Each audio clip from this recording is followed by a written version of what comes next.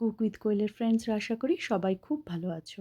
তো আজকে তোমাদের সাথে একটা সিম্পল স্যান্ডউইচের রেসিপি শেয়ার করব, যেটা বাচ্চাদের টিফিনে দিতে পারো, নিজের অফিসে নিতে পারো, অথবা স্ন্যাক্স হিসেবেও কিন্তু খাওয়া যায়।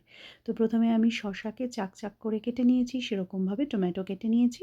এবার আমি এটা দুরকমভাবে করব, দুটোই দেখাচ্ছি। তো প্রথমে বাটার দিয়ে ব্রেডের মধ্যে খুব ভালো করে স্প্রেড করব, এবং বাটারটাকে একটু মেল্ট করে নেবে যাতে ব্রেডটা বেশ সফট থাকে লাগানোর পর। তারপরে একটু গোলমরিচ দেবে, দিয়ে এবার শসাগুলোকে লাইন লাইন দিয়ে সাজিয়ে পুরো শসা দিয়ে কভার করবে।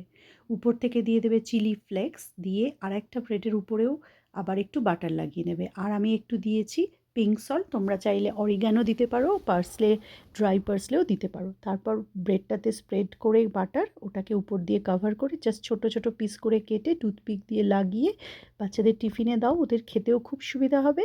আবার তুমি যদি এগুলোকে একটুখানি ক্লিন ফিল র্যাপ দিয়ে মুড়ে রেখে দাও, তাহলে কিন্তু এটাকে কোল্ড স্যান্ডউইচ হিসেবেও সার্ভ করা যায়। আর সেম আরেকটা বানিয়েছি, সেটা হচ্ছে ব্রেডের মধ্যে আমি ক্রিম চিজ স্প্রেড করেছি। ক্রিম চিজটা বেশ একটু থিক ক্রিমের মতন হয়, কিন্তু এটার মধ্যে মানে ফ্যাটের পরিমাণটা বেশি থাকে, বাট সুগারি লেভেলটা একদম কম থাকে। যারা সুগার অ্যাভয়েড করো তারা কিন্তু এটা খেতে পারো।